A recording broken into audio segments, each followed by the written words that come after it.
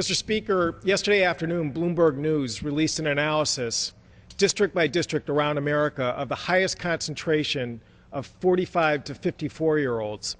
And the reason why they did this analysis was to see and focus on where the impact of the Republican Medicare plan would land the hardest. In fact, the top 10 districts which they identified, the headline of this article, which obviously is Bloomberg News, a nonpartisan news service, is Medicare cuts would hit Republican lawmakers.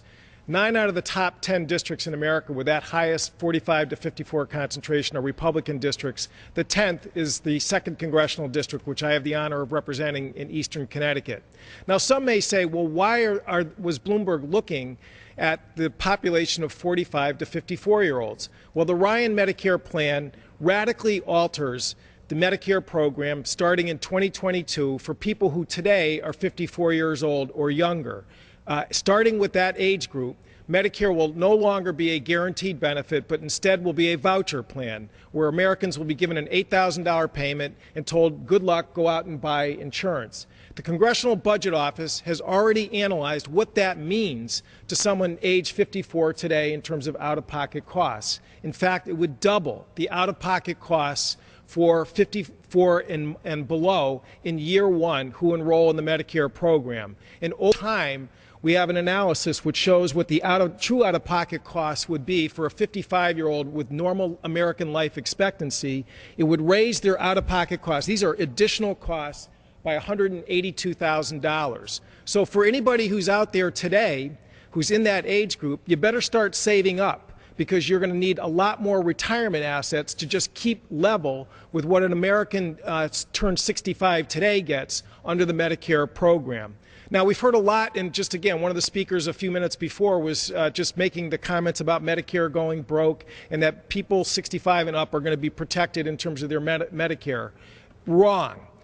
The Ryan Republican plan would immediately cancel new benefits for seniors today that they've started to enjoy starting in January: annual checkups, cancer screening, smoking cessation.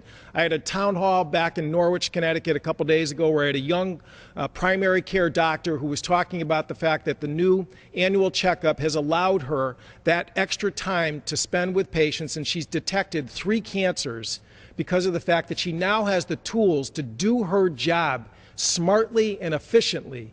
And the Ryan Republican plan would cancel that annual checkup coverage, which the Affordable Care Act kicked in January, along with cancer screenings and along with smoking cessation. All smart, preventative, wellness-oriented care, which will save the Medicare program money.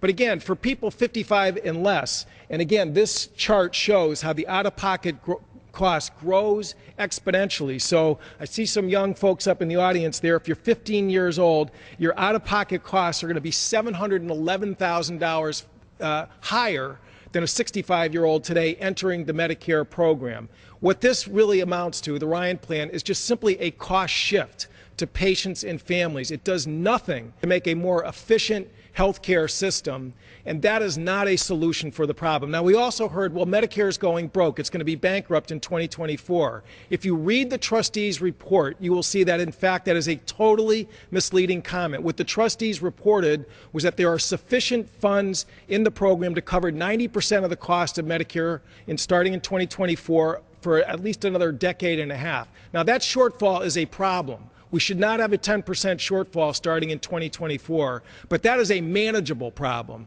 We can make smart, intelligent changes to the Medicare program, just like we have done going back to 1965 when it was first enacted. Again, we have had, in fact, solvency reports and warnings from the trustees that were much more dire in the 70s, in the 80s, in the 90s than the report that we saw 3 weeks ago. There is no reason to scare people and panic people into butchering the Medicare's guaranteed benefit in the name of fiscal solvency for the Medicare program. We can make smart choices. We can make smart changes, but shifting costs to people 55 and less. That's not a solution to Medicare's program. It ends Medicare.